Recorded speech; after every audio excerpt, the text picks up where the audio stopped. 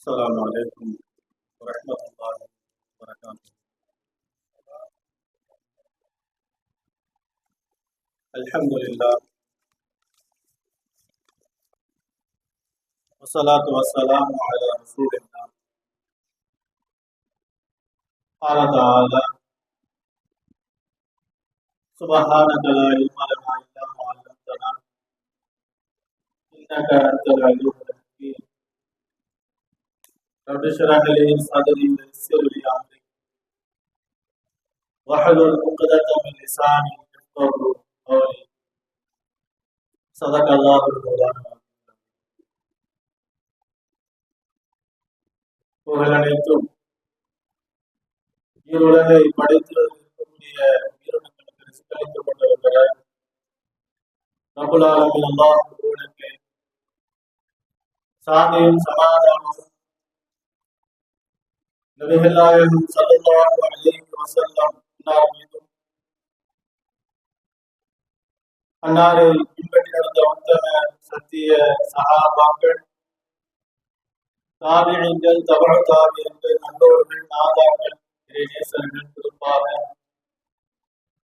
அல்லாஹ்வின் பொருத்தத்தை பெறுவதற்காக வேண்டி இம்மஜ்லிஸிலே ஒன்று கூடியிருக்கிற நம் அன்புடைய நபர்கள் மீது ஏக இறைவனின் சாந்தியும் சமாதானம் என்றென்றும் உண்டாவதாக என்கிற பிரார்த்தனையோடு ஆரம்பம் செய்கிறேன்.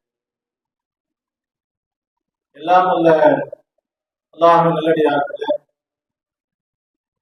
இந்த தீனுல் இஸ்லாமை பற்றி பேச வேண்டும் என்றிருந்தால் சஹாபாக்களில் ரசூலுல்லாஹ்வுடைய கட்டமைப்பை குறித்து பேசாமல் இஸ்லாமுடைய வரலாறுகள் நிறைவுகிறார். ரசூலை பற்றி பேச வேண்டும் என்றால் சஹாபாக்களை பற்றி பேசித்தான் ஆக வேண்டும். சஹாபாக்களை பேச வேண்டும் என்றால் ரசூலை பேசித்தான் ஆக வேண்டும் என்கிற அடிப்படையில் ரசூலோடு தங்களை அர்ப்பணித்துக் கொண்டவர்கள் தான் சத்திய சஹாபாக்கள். அந்த சஹாபாக்களுடைய உள்ளத்திலே அல்லாஹ்வுடைய தூதர் ஸல்லல்லாஹு அலைஹி வஸல்லம் அவர்கள் ஆழமான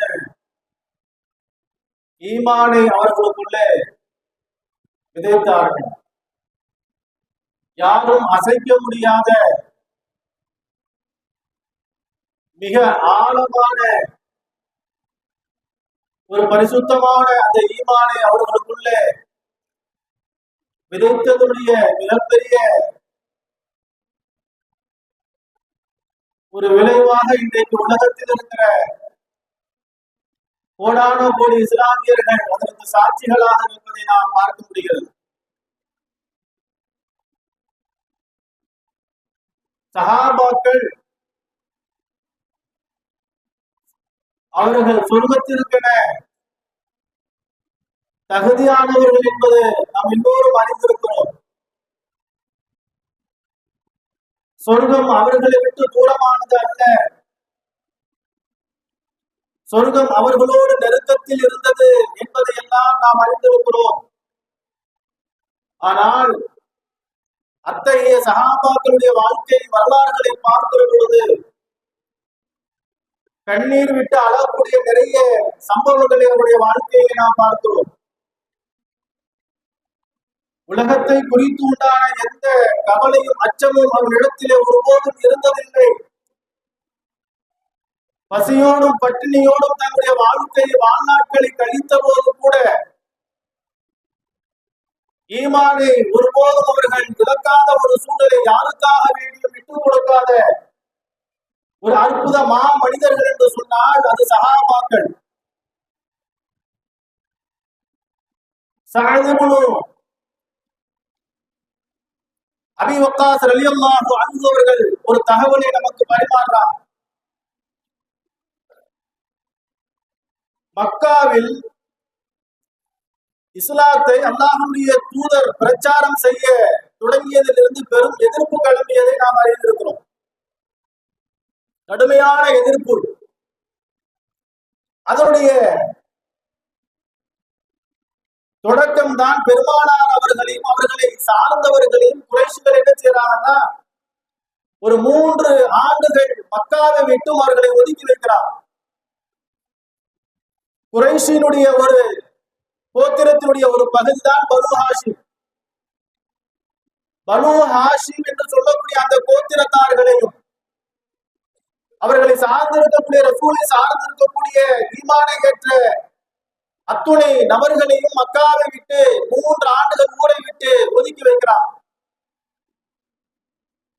இந்த 3 ஆண்டுகள் ரசூலோடும் ரசூலை சார்ந்தவர்களோடும் எந்த வாங்கல் கொடுக்கல் யாரும் என்ன செய்யக்கூடாது, எந்த தொடர்பும் வைத்துக் கொள்ளக்கூடாது, வியாபார தொடர்பும் இருக்கக்கூடாது, அவர்களுக்கு எந்த விதமான பொருளை வாங்கவும் கூடாது, விற்கவும் கூடாது. அப்படி விற்கிறதாக இருந்தால் 1க்கு பன்மடங்கு அதனுடைய விலையை நிர்ணயம் செய்துதான் விற்க வேண்டும் என்கிற நிர்பந்தத்தை ஏற்படுத்தினார்கள்.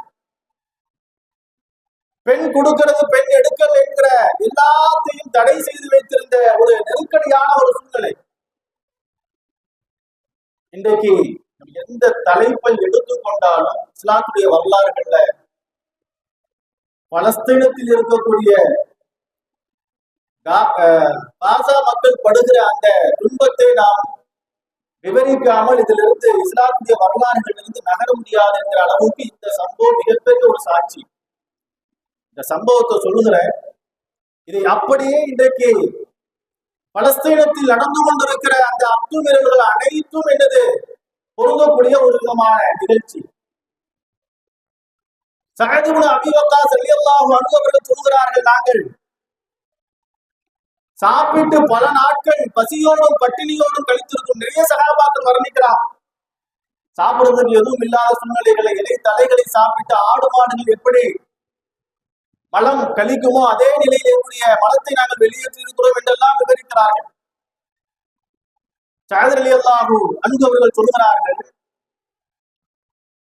ஒரு நாள் கடுமையான பசி, சாப்பிட்டு பல நாட்கள் ஆகிறது. அந்த பசியினுடைய தாக்கத்தினால் பசியினால் என்னால் நான் இருக்கிற இடத்திலிருந்து எழுந்து சென்று என்னுடைய தேவையை நிறைவேற்றுவதற்கு உண்டான சக்தியும் ஆற்றலும் இடத்தில் இல்லாத இருந்த சூழ்நிலையில் சிறுநீர் கழிப்பதற்கு உண்டான ஒரு தேவை எனக்கு ஏற்படுகிறது.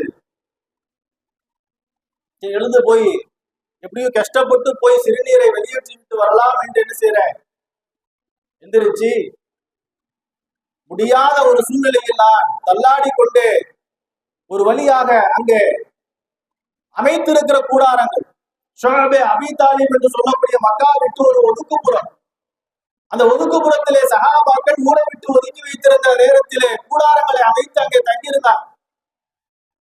அப்ப கூடாரங்களை எல்லாம் தாண்டி ஒதுக்குப்புறமாக சென்று என்னுடைய தேவையை சுய தேவையை நிறைவேற்றிவிட்டு வருவதற்காக வேண்டி கஷ்டப்பட்டு எப்படி எதிர்த்து போய் தேவையை நிறைவேற்றுவதற்காக வேண்டி நான் எழுந்து செல்கிற பொழுது அங்க இருக்கிற அமைத்திருக்கிற கூடாரங்களை நான் ஒன்றொன்றாக நகர்ந்து செல்கிறேன்.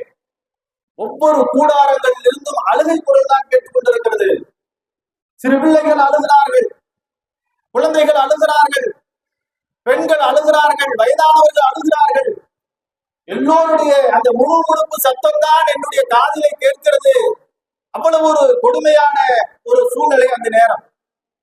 ஒரு வழியா போய் நான் என்ன செய்யறேன், என்னுடைய சிறுநீரை வெளியேற்றுவதற்காக வேண்டி ஒரு ஒதுக்குப்புறத்தில் அமர்ந்திருந்து சிறுநீரை வெளியேற்றிக் கொண்டிருக்கிறேன். சொல்றாங்க, சமிழ்த்து தஹத்தல் பௌலி, சிறுநீர் வெளியேறி கொண்டிருக்கிற அந்த நேரத்தில் ஒரு சத்தத்தை நான் என்ன செய்யறேன், ஒரு சலசலப்பான ஒரு சத்தத்தை நான் உணர்கிறேன். அது என்ன சத்தம்னு தெரியல அப்படின்னு சிறுநீரை முழுமையாக வெளியேற்றி விட்டு அருகில் இருந்த ஒரு குச்சியை எடுத்து நான் என்ன செய்யறேன், அந்த இடத்த அப்படியே கிளறி பார்த்தால் சொல்றாங்க, ஒட்டகத்தினுடைய காய்ந்த தோல் ஒன்று அந்த இடத்தில் இருக்கிறது. எல்லாம் சொல்கிறார்கள், அதை பார்த்த உடனே எனக்கு அவ்வளவு ஆனந்தம், சந்தோஷம். காரணம், பசியினால் வாடிக்கொண்டிருக்கிறோம்.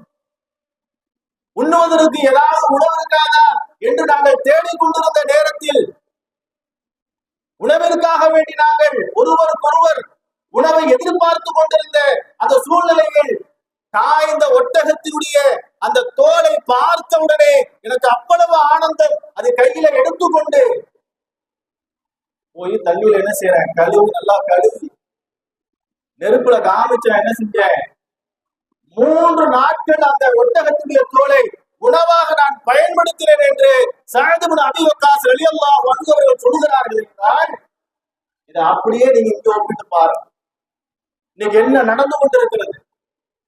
பலஸ்தீனத்துடைய காசா பகுதியில் இன்றைக்கு என்ன நடந்து கொண்டிருக்கிறது? அதே சூழ்நிலை ஷுஅய்ப் அபீ தாலிப் என்கிற அந்த பள்ளத்தாக்கில் சஹாபாக்களும் ரசூலுல்லாஹும் அதே சிரமங்களை இன்றைக்கு என்ன செய்தார்கள், அனுபவித்தார்கள். ஆனால் ஒருபோதும் அவங்க என்ன செய்யல, ஈமான மாத்திரம் என்ன செய்ய விடல. ஏன் உங்களுக்கு தெரியாதா? குறைஷிகளை போயிட்டு அவர் இடத்துல நாம் சரணடைந்து விட்டால் எல்லா தேவைகளையும் நாம் பெற்றுக் கொள்ளலாம் என்கிறது அவங்களுக்கு அன்னைக்கு புரியாதா? போகல. ஈமான என்ன செய்யலாங்க, ஒருபோதும் எதற்காக வேண்டியும் அவர்கள் என்ன செய்யல, ஈமானை இழக்காத ஒரு சூழ்நிலை அவர்களிடத்துல ஏற்பட்டதை நாம் பார்க்கிறோம். இன்னைக்கு உலகத்திலேயே ஆக மிக சுருங்கிய ஒரு பிரசங்கம் என்று இன்றைக்கு நிறைய வீடியோக்கள்ல இன்னைக்கு சோசியல் மீடியால வரக்கூடிய வீடியோக்களை நாம் பார்த்திருப்போம். உலகத்திலேயே சுருங்கிய என்னதுங்க பிரசங்கம், ஜும்மாவுடைய குத்துபா நம்ம இவ்வளவு நேரம் பண்ணுவோம். ஒவ்வொரு பள்ளிகள்ல இப்ப நம்ம ஊரை எடுத்துட்டு சொன்னா தமிழ்ல ஒரு 25 நிமிஷம், அரபில ஒரு 10 நிமிஷம் எல்லாம் சேர்த்து ஒரு 35 நிமிடம் ஜும்மாவுடைய பிரசங்கத்தை நாம் என்ன செய்து கொண்டிருக்கிறோம், வெளிப்படுத்திக் கொண்டிருக்கிறோம். மக்களுக்கு மார்க்கத்தை சொல்லிக் கொண்டிருக்கிறோம். அதே அரபு நாடுகள் எடுத்துக்கொண்டா அவசரம், என்னதுங்க ஒரு 10 நிமிஷத்துல அல்லது ஒரு 1/4 மணி நேரத்துக்குள்ள அவருடைய பிரசங்கத்தை முடித்து விடுவார்கள். இவ்வளவு இடிபாடுகளுக்கும் சிரமத்திற்கும் மத்தியிலே இடிந்த ஒரு பள்ளியிலே, காசாவுடைய ஒரு பள்ளியிலே ஒரு இமாம் பிரசங்கம் நடத்துகிறார். ஜும்மாவுடைய பிரசங்கம். மக்கள் எல்லாம் இமாமிற்கு முன்னால் கூடி நிற்கிறார்கள். உலகத்திலேயே ஆக சுருங்கிய ஜும்மாவுடைய பிரசங்கம் என்று சொன்னால் அது அன்று காசாவில் அந்த இமாம் செய்த பிரசங்கம் என்று சொல்லுகிறார்கள் என்றால் ஒற்றை வரியில அந்த பிரசங்கத்தை முடிக்கிறார். என்ன அப்படி ஒற்றை வரியில முடிக்கக்கூடிய அளவுக்கு என்ன அவர் சொல்றார் அந்த உரையில சொல்லுகிறார், யா இபாதல்லாஹ், அல்லாஹ்வுடைய அடியார்களே, இன்னனி லா அஸ்ததீஉ அத்தஹதுஸ பிஸபபில் ஜூ', பசியின் காரணத்தினால் உங்களிடத்திலே நான் பேசுவதற்கு கூட சக்தியற்று நிற்கிறேன். வஅன்தும் லா தஸ்ததீஉன ஸமாஇ பிஸபபில் ஜூ', நீங்கள் எப்படி இருக்கிறீர்கள் என்றால் நான் பேசக்கூடிய இந்த ஜும்மாவுடைய பிரசங்கத்தை கேட்பதற்கு கூட உங்களிடத்திலே சக்தி இல்லை. காரணம், நீங்களும் பசியிலே வாடிக்கொண்டிருக்கிறீர்கள். தொழுகை நிலைநாட்டுங்கள் என்று சொல்லிவிட்டு ஜும்மாவுடைய அந்த மெம்பர் படியிலிருந்து இறங்கி வந்து ஜும்மா தொழுகையை நிறைவேற்றுகிறார்கள் என்றால் சிந்தித்து பாருங்கள். இதுதான் உலகத்திலேயே என்று சொல்லப்படுகிறது. உலகத்திலேயே எங்குமே ஜும்மாவுடைய பிரசங்கத்தை இது போன்ற வாசங்களை கொண்டு எந்த நாட்டிலும் அந்த இமாம்கள் செய்திருக்க மாட்டார்கள், அந்த பிரசங்கத்தை நிறைவு செய்திருக்க மாட்டார்கள் என்கிற அளவுக்கு ஆசாமுடைய ஜும்மா பிரசங்கம் அமைந்திருக்கிறது என்றால் சிந்தித்து பார்க்க வேண்டும்.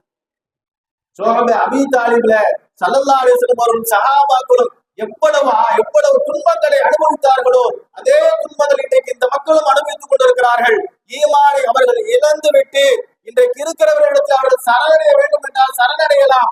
ஆனால் மறுமைக்காக வேண்டி வாழக்கூடியவர்கள் ஒருபோதும் என்ன செய்ய மாட்டார்கள், அந்த ஈமானை எதற்காக வேண்டும் என்ன செய்ய மாட்டார்கள், விட மாட்டார்கள். அல்லாஹ்வுடைய நல்லடியார்களே, சஹாபாக்களுடைய வாழ்க்கை வரலாறுகளை பார்க்கிற பொழுது, படிக்கிற பொழுது இன்றைக்கு நாம் எல்லாம் நம்முடைய வாழ்க்கையை அல்லாஹ் தஆலா மிக சொகுசாக மிக மகிழ்ச்சிகரமான வாழ்க்கையாக அல்லாஹ் ஆக்கியிருக்கிறானே என்கிற சந்தோஷத்தோடு மகிழ்ச்சியோடு இறைவனுக்கு செய்ய வேண்டிய கடமைகளை நாம் என்ன செய்ய வேண்டும், சரிவர செய்ய வேண்டும் என்பது இதிலிருந்து நமக்கு கிடைக்கப்படுகிற பாடம் இல்லையா, படிப்பினம் இல்லையா?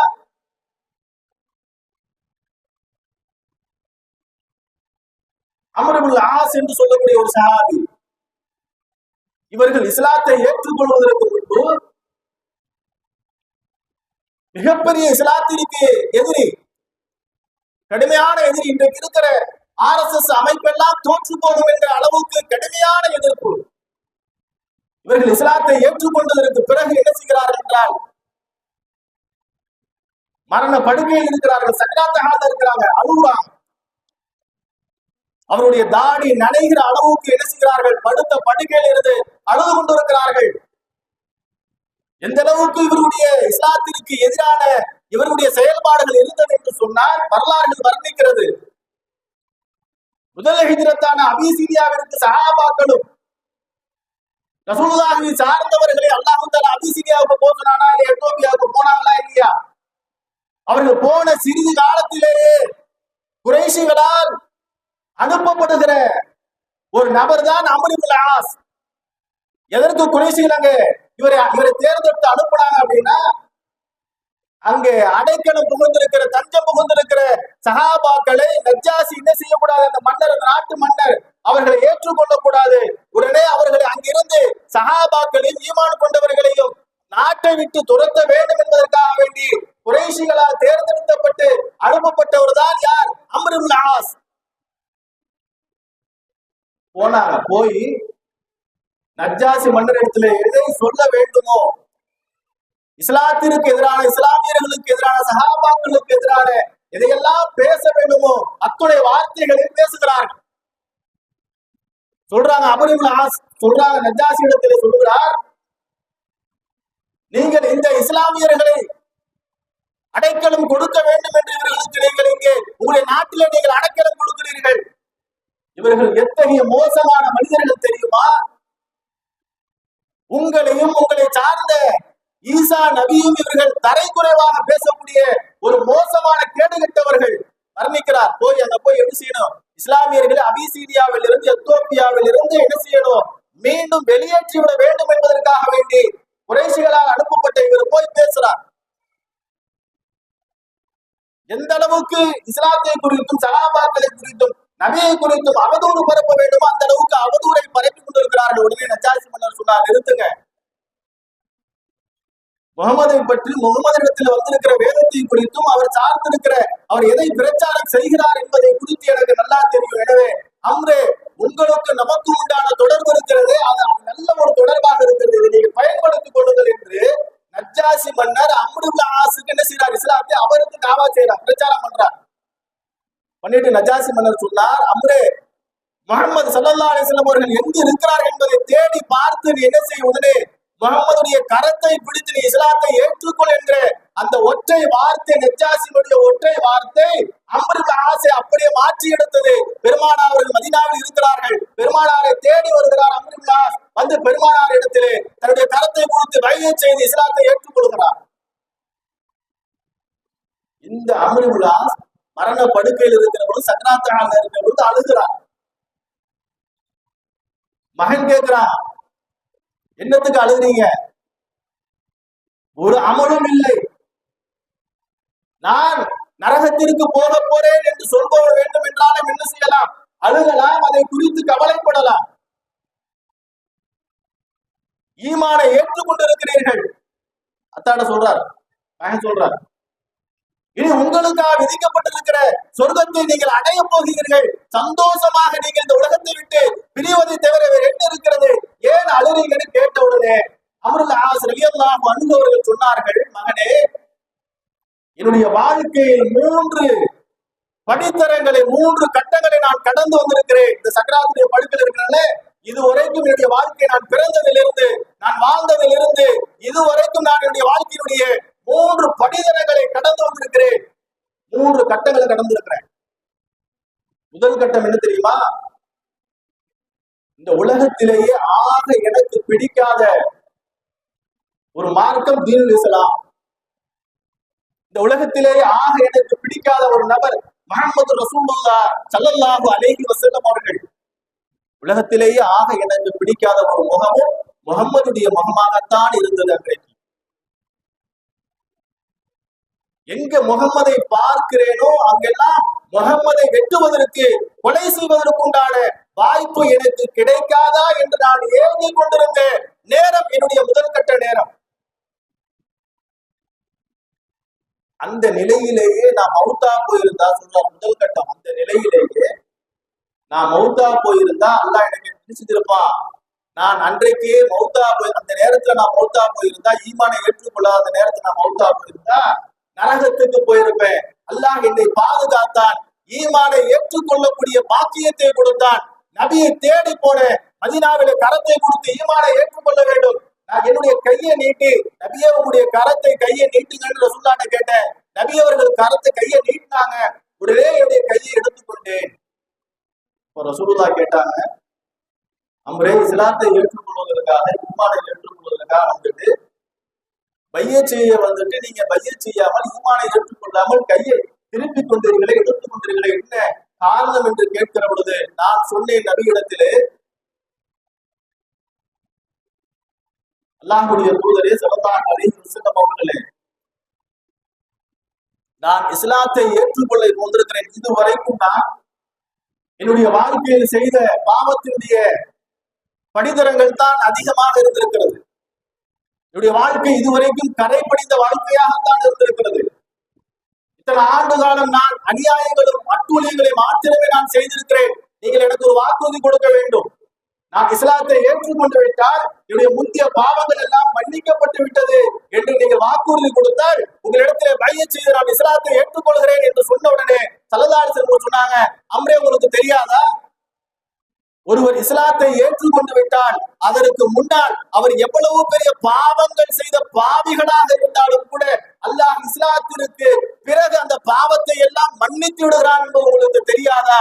அதே போன்று ஹிஜ்ரத்துக்கு பிறகு அல்லாஹ் தஆலா எல்லா பாவங்களையும் மன்னித்து விடுகிறான் என்பது உங்களுக்கு தெரியாதா? ஒருத்தர் ஹஜ் செய்கிறார், அவர் செய்த ஹஜ்ஜுக்கு பிறகு அது ஏற்றுக்கொள்ளப்பட்ட ஹஜ்ஜாக ஆகிவிட்டால் முந்தைய பாவங்கள் எல்லாம் மன்னிக்கப்பட்டு போய் விடுகிறது என்பது உங்களுக்கு தெரியாதான்னு சொன்னார். 3 விஷயத்தை சொன்னார். ஒன்று என்னது? இஸ்லாத்திற்கு பிறகு இஸ்லாத்துக்கு வந்துட்டார், முந்தைய பாவங்கள் எல்லாம் மன்னிக்கப்பட்டு விடுகிறது. ஹஜ் செய்தார், ஏற்றுக்கொள்ளப்பட்ட ஹஜ்ஜாக அது இருந்தது என்று சொன்னால் முந்தைய பாவங்கள் எல்லாம் மன்னிக்கப்பட்டு விடுகிறது. ஹிஜ்ரத் செய்தார், அந்த ஹிஜ்ரத்திற்கு பிறகு அவர் அதற்கு முன்னால் என்ன பாவங்கள் எல்லாம் செய்தாரோ அத்துடைய பாவங்களும் அழிக்கப்பட்டு விடுகிறது என்பது உங்களுக்கு தெரியாதான்னு சொன்ன உடனே, மகனை நான் என்ன செய்தேன், ரசூலுல்லாஹ்ட்ட என்னுடைய கரத்தை கொடுத்து நான் பையச் செய்து கொண்டு இஸ்லாத்தை ஏற்றுக்கொண்டேன். இது என்னுடைய வாழ்க்கையினுடைய 2வது படித்தரம், 2வது கட்ட நிலை.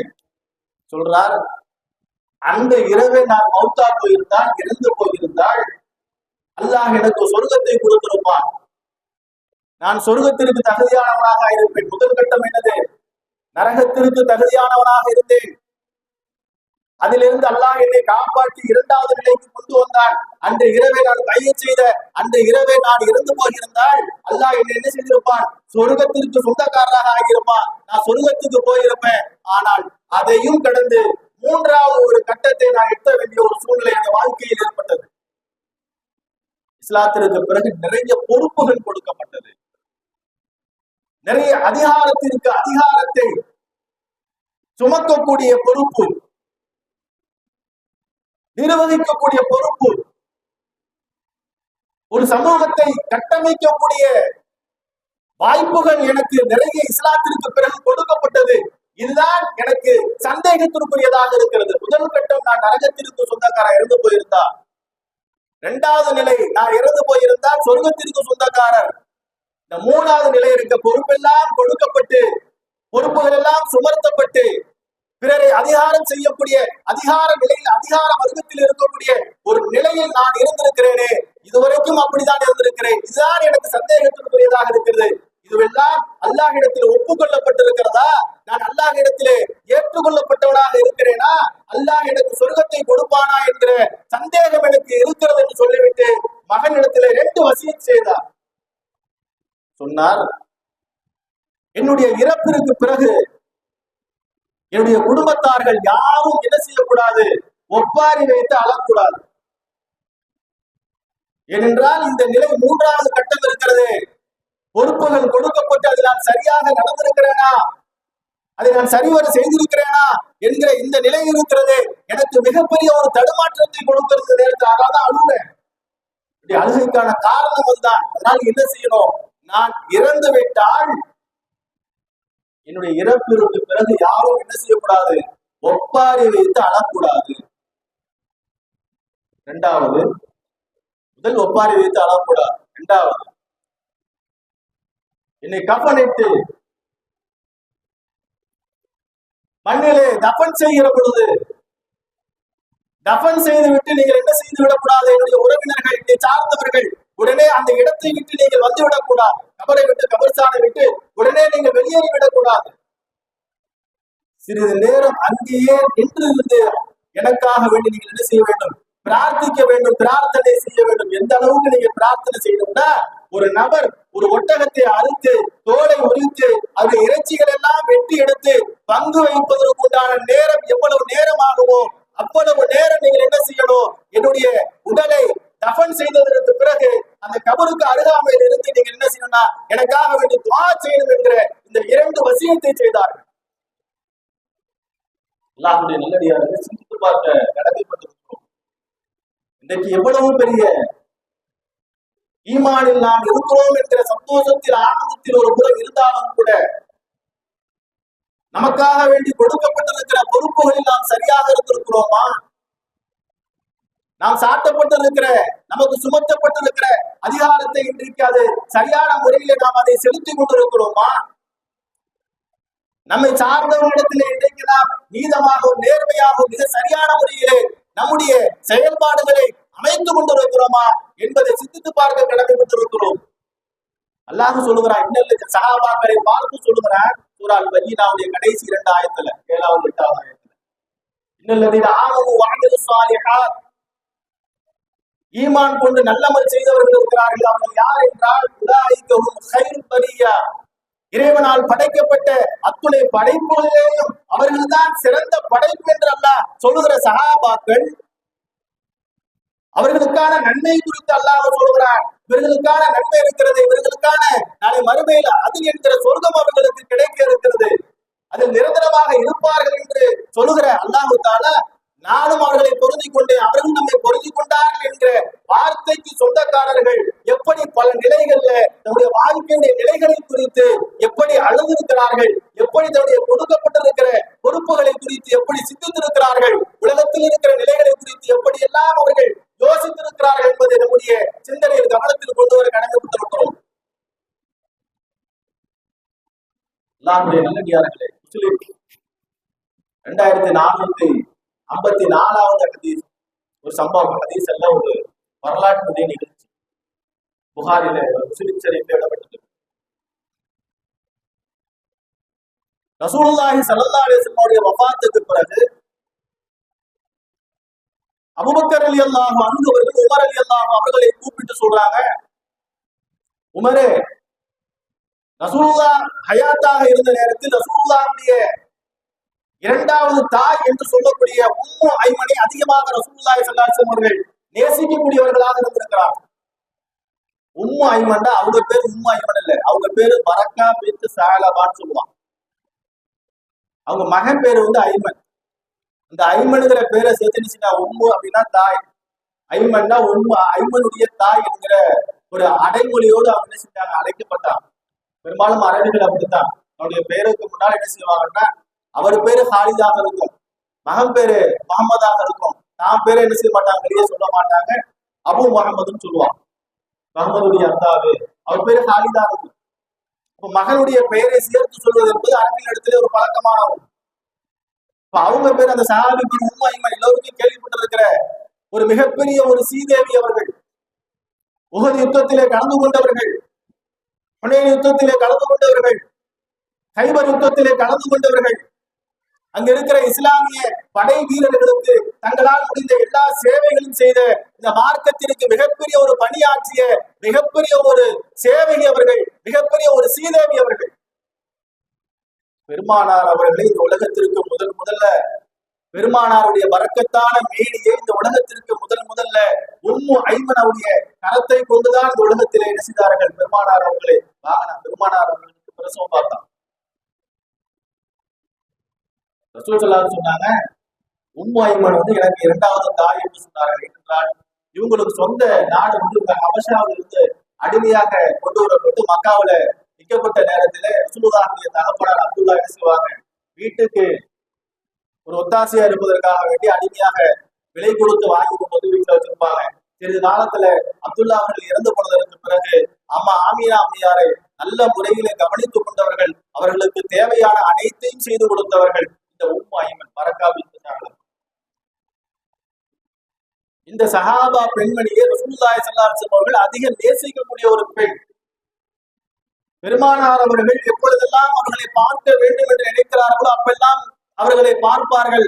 அவர்களிடத்திலே பலவிதமான ஆலோசனைகளை பெறக்கூடியவர்களாக இருந்தார்கள். அவர்களுக்கும் இவர்களுக்கும் உண்டான மிகப்பெரிய தாய் மகன் என்கிற ஒரு ஆழமான உறவு அவர்களுக்குள்ள இருந்தது. அபூபக்கர் ரலியல்லாஹு அன்ஹு அவர்கள் சொன்னார்கள், அந்த உறவை நட்பை நாமும் என்ன செய்வோம், அதை பற்றி குடித்துக் கொள்ளலாம். எனவே உமரை வாங்க போய் ஐமனை பார்த்து ரொம்ப நாளாகுது, அவங்களை சந்திச்சு ரொம்ப நாளாகுது, அவங்களை போய் பார்த்துட்டு வரலாம் என்று என்ன செய்யறாங்க.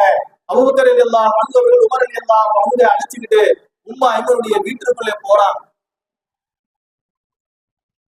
உள்ள போன உடனே இந்த ரெண்டு சஹாபாக்களையும் பார்த்த உடனேயே ஐமன் அவர்கள் தேம்பி தேம்பி அழ ஆரம்பிக்கிறாங்க. இவர்களை பார்த்த உடனே அழுறாங்க.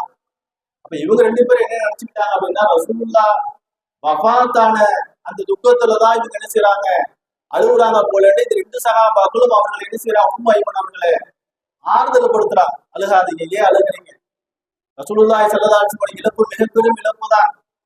அது யாராலும் ஈடுகட்ட முடியாத அளவுக்கு உண்டான ஒரு பெரிய இழப்பு தான். ஆனால் இருந்தாலும் ரசூலுல்லாஹி ஸல்லல்லாஹு அலைஹி வஸல்லம் அவர்கள் இந்த உலகத்தை விட, இந்த உலகத்தில் அவர்கள் இருப்பதை விட அல்லாஹ்விடத்தில் இருப்பதுதானே அவர்களுக்கு சிறந்தது என்றெல்லாம் சொல்லி என்ன செய்யறாங்க. அவங்கள ஐமனை ரெண்டு சஹாபியும் ஆறுதல் படுத்துறாங்க. ஐமன் சொன்னாங்க, நான் ரசூலுல்லாஹுடைய இழப்புக்காக வேண்டி நான் அழல. ரசூலுக்கு இந்த உலகத்தை விட அவர்கள் அல்லாஹ்விடத்தில் இருப்பதுதான் அவர்களுக்கு சிறந்தது. இந்த உலகத்தில் இருப்பதை விட ஆகிரத்து தான் அவர்களுக்கு சிறந்தது என்பதை நானும் அறிந்திருக்கிறேன். உமரே, அபூபக்கரே என்று சொல்லிவிட்டு என்னுடைய அழுகைக்கான காரணம் என்ன தெரியுமா, இன்கிதாஉல் வஹி, ரசூலுடைய வஃபாத்திற்கு பிறகு இறை செய்தி துண்டிக்கப்பட்டிருக்கிறதே, அதை நினைத்து நான் அழுகிறேன். ரசூலுடைய வஃபாத்துக்கு, ரசூல் ஹயாத்தாக இருக்கிற ஒரு வஹி வந்துருந்துச்சு. இறைவனிடத்தில் வருகிற வகை இருக்கிறதே, ஒட்டுமொத்த சமூகத்தையும் சமுதாயத்தையும் இதில் இருக்கிற எல்லா கேடுகட்ட மனிதர்களை கூட நல்லவர்களாக மாற்றியது அந்த வகை. இறை செய்தி இறங்கிவிட்டால் வந்துவிட்டால் சாதாரண மனிதனுடைய ஈமான் கூட ஆக பலம் கொண்ட ஈமானாக மாற்றியது இந்த இறை செய்தி வகை. ஆக மோசமானவர்களாக இருந்தார்கள், குடிகாரராக இருந்தார்கள், அவர்களுக்கு கூட புனிதராக மாற்றியது இந்த இறை செய்தி. இந்த வகை நின்று போயிடுச்சு அப்படின்னா சொல்றாங்க, மக்களுக்கு மத்தியில் எத்தகைய நிலை உருவாகி போகும் என்று சொன்னால், அமிலன் நாசு ஆராயும் மக்கள்லாம் என்ன ஆயிடுவாங்கன்னா, ரசூல் இருந்தாங்க, வகை வந்துச்சு, சஹாபாக்களை பக்குவப்படுத்தினாங்க, எங்களை எல்லோரையும் பக்குவப்படுத்தினாங்க, வகை இனி வராது. அப்ப என்ன ஆகுண்டா, மக்களுக்கு மத்தியில் ஒரு விதமான குழப்பங்கள் உண்டாகும். மக்கள் தனாசுகள் பித்தன், ஒருத்தருக்கு ஒருத்தர் சண்டையிட்டுக் கொள்ளக்கூடிய நிலைகள் உருவாகும். ஒருத்தருக்கு ஒருத்தர் பித்னா பசாதங்களை உருவாக்கி கொள்ளக்கூடிய சூழலை உருவாகும். நபியுடைய காலங்கள் உருவாகுச்சு. ஆனால் இந்த வகையை கொண்டு இறை நேசராகிய ஸல்லல்லாஹு அலைஹி வஸல்லம் அவர்கள் அத்துணையும் கட்டுப்படுத்தி வைத்திருந்தார்கள். இன்னும் சொல்ல போனால் மக்கள் தனக்கு தோன்றியதெல்லாம் மார்க்கம் என்று நினைத்து செய்து கொள்வார்கள். தங்களுடைய இஷ்டத்துக்கு ஒன்னொன்னையே பின்பற்ற ஆரம்பிப்பான். இவ்வளவு பெரிய கவலை. அவங்க சொந்தத்திற்கு சொந்தக்காரங்க, பேசாம என்ன செய்திருக்கலாம், அவருடைய வாழ்நாட்கள்ல சுபானந்தா அழுகுலாம் சொல்லி என்ன செய்திருக்கலாம், கணித்திருக்கலாம். எதை நினைத்து அழுகிறார்கள்? ரசூலுக்கு பிறகு வகை இல்லை, மக்களுடைய நிலை என்ன ஆகும் என்பதை நினைத்து என்ன செய்கிறார்கள், அழுகிறார்கள். மக்களுடைய நிலை எப்படி மாறிப்போம், ஒருவருக்கு ஒருவர் சண்டையிட்டுக் கொள்வார்கள். இந்த உலக ஆசைக்காக வேண்டி அவர்களை கட்டுப்படுத்துவதற்கு இறை தூதர் இல்லை, இறைவனிடத்தில் வருகிற வகை இல்லை. ஒருத்தருக்கு ஒருத்தர் மார்க்கத்தை தனக்கு தோன்றியவாறு இஷ்டத்துக்கு பின்பற்ற ஆரம்பிப்பார்கள். காரணம், அவர்களை தடுப்பதற்குண்டான இறை செய்தி இல்லை, இறை தூதர் இல்லை. அதை நினைத்து நான் என்ன செய்து கொண்டிருக்கிறேன், அழுகிறேன் சொன்ன. அதனாலதான் ரசூலுல்லாஹுடைய வஃபாத்துக்கு பிறகு நிறைய கூட்டங்கள் உருவானது. ஹாரிஜாக்கள், முஅ்தஸிலாக்கள், ஜஹ்மியாக்கள் என்று சொல்லக்கூடிய எண்ணிலடங்காத பல 50-60 கூட்டங்கள் இன்று வரைக்கும் என்ன செய்திருக்கிறது, கேடுகட்ட கூட்டங்கள், இஸ்லாத்திற்கு வழிகேடான தகவல்களையும் கொள்கைகளையும் பரப்பக்கூடிய இன்றைக்கு உருவாகி இருக்கிறது என்று சொன்னால், அதை நினைத்து யார் அழுதது? ஐமன் ரலியல்லாஹு அன்ஹு அவர்கள் செய்திருக்கிறார்கள். இந்த சமுதாயத்தை குறித்து அழுதிருக்கிறார்கள். இந்த சமுதாயத்திற்கு உண்டான செய்திகளை சொல்லியிருக்கிறார்கள். அதிலிருந்து நமக்கு கிடைக்க வேண்டியது என்று சொன்னால், எப்பொழுதெல்லாம் நாம் நம்முடைய விஷயங்கள்ல ஒரு நமக்கான தேவைகள் என்று நாம் பார்க்கிற பொழுது குர்ஆன் ஹதீஸில் நாம் என்ன செய்ய வேண்டும்? எல்லா நிலைகளிலையும் பற்றி பிடிக்க வேண்டும் என்பதுதான் அவர்கள் நமக்கு சொல்லித் தருகிற ஆழமான கருத்து. சஹாபாக்களுடைய வாழ்க்கைகளை சிந்தித்து பார்க்கிற பொழுது, நினைத்து பார்க்கிற பொழுது இவ்வளவு அற்புதமான ஒரு வாழ்க்கை, அற்புதமான நிலைகளை வாழ்ந்திருக்கிறார்கள். குர்ஆனுடைய ஒரு ஆயத்து இறங்கிவிட்டால் இருக்கிற ஈமானை புதுப்பித்துக் கொள்வதோடு மாத்திரமல்லாமல் ஈமானுடைய அதிகரிப்பை ஏற்படுத்துகிற நிலைகளை அவருக்குள்ளே உருவாக்கினார்கள். ஒரு வசனம் இறங்கிறது, யா அய்யுஹல்லதீன ஆமனு லா தர்ஃபஉ அஸ்வாத்தக்கும் ஃபௌக ஸௌத்தின் நபி. சூரா அல் ஹுஜராத்ல அல்லாஹ் இந்த வசனத்தை இறக்குறான். யா அய்யுஹல்லதீன ஆமனு, ஈமான் கொண்டவர்களே, லா தர்ஃபஉ அஸ்வாத்தக்கும், கூடிய சத்தங்களை உயர்த்த வேண்டாம். ஃபௌக ஸௌத்தின் நபி, நபியுடைய சத்தத்தை விட உங்களுடைய சத்தத்தை நீங்கள் உயர்த்தி பேச வேண்டாம் என்கிற ஒரு வசனம் இறங்குகிறது. ஏன் இந்த வசனத்தை அல்லாஹ் இறக்கி வைத்தான் என்பதை பார்க்கிற பொழுது, சபபு நுஸூலை பார்க்கிற பொழுது, பனு தமீம் என்று சொல்லக்கூடிய ஒரு மிகப்பெரிய ஒரு கோத்திரத்தை சார்ந்தவர்கள், ஒரு குலத்தை சார்ந்தவர்கள் ஸல்லல்லாஹு அலைஹி வஸல்லம் இடத்துல ஒரு பிரச்சனைக்காக தீர்வை தேடி வராங்க. ரசூலுல்லாஹ் இடத்துல யார் அமர்ந்திருக்கிறாங்கன்னா உமர் ரலியல்லாஹு அன்ஹு அவர்கள் இருக்கிறார்கள், அபூபக்கர் சித்திக் ரலியல்லாஹு அன்ஹு அவர்கள் அமர்ந்திருக்கிறாங்க. இந்த கோத்திரத்தார் வராங்க. வந்து ரசூலுல்லாஹ்ட்ட சொல்றாங்க, நாயகமே, எங்களுக்கான தலைவர்களை நீங்க என்ன செய்யுங்க, எங்களுக்கு தேர்ந்தெடுத்து தேர்வு செஞ்சு கொடுங்க. நாங்க எங்களுக்கான தலைமைத்துவத்தை, தலைவரை தேர்ந்தெடுத்துக் கொண்டால் அது எங்களுக்குள்ளேயே, எங்கள் கோத்திரத்திற்குள்ளேயே அது மிகப்பெரிய ஒரு பிரச்சனையாக ஆகும். அது யாரும் ஏற்றுக்கொள்ள மாட்டார், அது யாரும் அங்கீகரிக்க மாட்டாங்க. அதனால எங்களுக்கான தலைவரை, தலைமைத்துவத்தை நீங்களே தேர்ந்தெடுத்து கொடுங்கள் என்று சொன்ன பொழுது ரசூலுல்லாஹி ஸல்லல்லாஹு அலைஹி வஸல்லம் அவர்கள் தனக்கு முன்னால் இருந்த சஹாபாக்கள் இடத்துல ஆலோசனை கேட்கிறார். அப்ப உமர் ரலியல்லாஹு அன்ஹு சொன்னாங்க, அக்ரா இப்னு யாபிஸ் என்று சொல்லக்கூடிய ஒரு சஹாபியை பரிந்துரை பண்றாங்க. அக்ரா இப்னு ஹாபிஸ் என்று சொல்லக்கூடிய ஒரு சஹாபி யாரும் சொல்லலாம், அவர் ரொம்ப நல்ல மனுஷர். அவரை நீங்க அந்த பனு தமீம் கோத்திரத்தார்களுக்கு நீங்க தலைவராக நீங்க என்ன செஞ்சீங்க, தேர்ந்தெடுத்தீங்கன்னு சொன்னா இவர் சொல்வதை அவர்கள் கேட்பாங்க என்று உமர் ரலியல்லாஹு அன்ஹு அவர்கள் ஒரு ஆலோசனை சொல்றாங்க.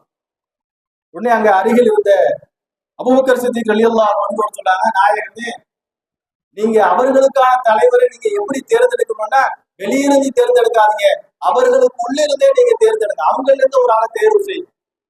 ஒரு நல்ல ஆலோசனையாக தெரியுதா இல்லையா? இது அபூபக்கர் சித்திக் ரலியல்லாஹு அன்ஹு சொன்னாங்க, மஅபத் பின் சுராராவை நீங்க என்ன செய்யுங்க, அவர்கள் உள்ளார், பனு தமீம்ல உள்ளார், அவங்களை நீங்க என்ன செய்யுங்க, அவர்களுக்கு தலைவராக தேர்ந்தெடுத்தீங்கன்னா வெளியால் சொல்வதை கேட்பதை விட தனக்குள்ளே இருக்கிற ஒரு நபர் தலைவராக இருப்பதை என்ன செய்வாங்க, அவர் சொல்றதை கேட்பாங்க. அதனால நீங்க என்ன செய்யுங்க, அவரை நீங்க இப்னு மஅபதை நீங்க தலைவராக அவர்களுக்கு நீங்கள் நிர்ணயம் செய்யுங்கள், அவர்களுக்கு நீங்க என்ன செய்யுங்க, ஒரு அதிகாரத்தை கொடுங்கன்னு சொன்னாலே ரசூலுல்லாஹி ஸல்லல்லாஹு அலைஹி வஸல்லம் அபூபக்கர் சித்திக் ரலியல்லாஹு அன்ஹு அவர்கள் என்ன ஆலோசனை சொன்னாங்களோ அந்த ஆலோசனையை அப்படியே கேட்டு என்ன செஞ்சாங்க, பனு தமீம்ல உள்ள ஒரு நபரையே அவர்களுக்கு தலைவராக தேர்ந்தெடுத்தாங்க. உமர் ரலியல்லாஹு அன்ஹு அவர்களுக்கு சரியான போர். ரசூலுல்லாஹ்ட்ட ஒன்றும் பேசல, அபூபக்கர் இடத்துல கடுமையான சாரா. எப்ப பார் நான் ஏதாவது ஒரு கருத்து, ஒரு ஆலோசனை நான் சொன்னா உடனே அதற்கு எதிரான நேர் மாற்றமான கருத்தை திணிப்பதே அபூபக்கருக்கு வேலை என்று ரெண்டு பேரும் சொல்றாங்க. ரசூலுல்லாஹி ஸல்லல்லாஹு அலைஹி வஸல்லம் முன்னாடி இருந்து சத்தத்தை உயர்த்தி கொண்டு ரெண்டு பேரும் தர்கித்துக் கொண்டிருக்கிறார்கள். வாக்குவாதத்தில் ஈடுபட்டு கொண்டிருக்கிற நேரத்துல அல்லாஹ் தஆலா இந்த வசனத்தை அல்லாஹ் இருக்கிறான், யா அய்யுஹல்லதீன ஆமனு, ஈமான் கொண்டவர்களே, லா தர்ஃபஉ அஸ்வாத்தக்கும் ஃபௌக ஸௌத்தின் நபி, நபியுடைய சத்தத்திற்கு மேல் உங்களுடைய சத்தத்தை உயர்த்தாதீர்கள்.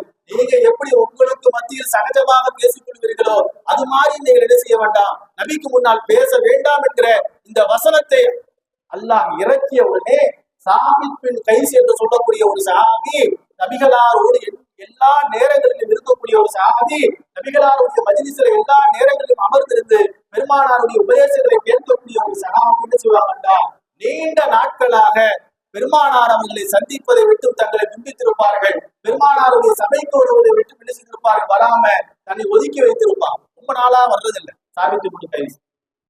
இந்த வசனம் இறங்குறதுக்கு பிறகு இருந்து ரொம்ப நாளா அவங்க ரசூலுல்லாஹ் பார்க்கவே இல்லை சாபித் பின் கைஸ. அப்ப ரசூல் ஸல்லல்லாஹு அலைஹி வஸல்லம் சஅத் இப்னு முஆத் ரலியல்லாஹு அன்ஹு கிட்ட கேட்கறாங்க. ஏன்னா இவர் அவங்க பக்கத்து வீட்டுக்காரர், சாபித் இப்னு கைஸுடைய அருகாமையில் இருக்கிற பக்கத்து வீட்டுக்காரர் சாபித் இப்னு முஆத்.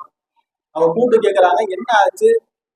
எல்லா சபைகளிலேயும் பங்கெடுத்துக் கொண்டு எல்லா உபதேசங்களையும் கேட்டு பெறக்கூடிய சாபித் இப்னு கைஸ் மிக நீண்ட நாட்களாக நம்முடைய சபைக்கு அவர் வருவதில்லையே, என்ன காரணம் சாபித் இப்னு முஆத்? என்னன்னு நீங்க போய் வீட்டுல போய் விசாரிச்சுட்டு வாங்கன்னு சொல்றாங்க. சாபித் இப்னு முஆத் வீட்டுக்கு போறாங்க. சாபித் இப்னு முஆதை பார்த்த உடனே சாபித் இப்னு கைஸ் அவர்கள் தேம்பி தேம்பி அழுறாங்க. பார்த்த உடனே சாபித் ரலியல்லாஹு அன்ஹு அவங்க கேட்கிறாங்க, என்ன காரணம்? நீங்க எவ்வளவு அழுவதற்கான காரணம் என்ன? என்ன பிரச்சனை? ரசூலுல்லாஹி ஸல்லல்லாஹு அலைஹி வஸல்லம் அவர்கள் உங்களை பார்க்காம பெருமானார் அவர்கள் என்ன உங்களுடைய நிலைகள் என்ன என்பதை தெரிந்துக்கிறதுக்காக வேண்டி அனுப்பி வச்சிருக்கிறாங்க. என்ன ஆச்சு? ஏன் நீங்க ரசூலுல்லாஹுடைய சபைக்கு நீங்கள் வருவதில்லை என்ற காரணத்தை கேட்ட உடனே அவர் சொல்றார், சாபித் இப்னு கைஸ் சொன்னார், குர்ஆன்ல அல்லாஹ் தஆலா இப்படி ஒரு வசனத்தை இறக்கி வைத்திருக்கிறார். யா அய்யுஹல்லதீன ஆமனூ தர்ஃபஉ அஸ்வாத்தகும் ஃபௌக ஸௌத்தின் நபி, நபியுடைய சத்தத்தை விட உங்களுடைய சத்தத்தை உயர்த்தாதீர்கள் என்று சொல்லியிருக்கிறார். இந்த சஹாபியுடைய தன்மை என்ன அப்படின்னு சொன்னா, நல்ல மொத்த குரல் உடையவர். பிலால் ரலியல்லாஹு அன்ஹு எப்படி நல்ல வசீகர தன்மை கொண்ட குரல் உடையவர்களாக இருந்தா, பேசினா சத்தமா பேசுவாங்க, பொறுமையா பேச தெரியாது. அதே சத்தம் தன்னுடைய குரலால் எல்லோரையும் வசீகரப்படுத்தக்கூடிய அளவுக்கு ஒரு மொத்த குரல் கட்டி குரல் உள்ள தன்மை கொண்டவர்களுக்கு சாபித் இப்னு கைஸ் சொன்னார்கள், குர்ஆனில் நபியுடைய சத்தத்தை விட உங்களுடைய சத்தத்தை உயர்த்தாதீர்கள் என்று அல்லாஹ் சொல்லியிருக்கிறார். நான் நபியுடைய சபையிலிருந்து மார்க்க சம்பந்தமான ஏதாவது கேள்விகளை பெருமானார் இடத்திலே கேட்கிற பொழுது பெருமானாருடைய குரலை விட என்னுடைய குரல் ஓசை ஆக உயர்ந்ததாக இருக்குமே.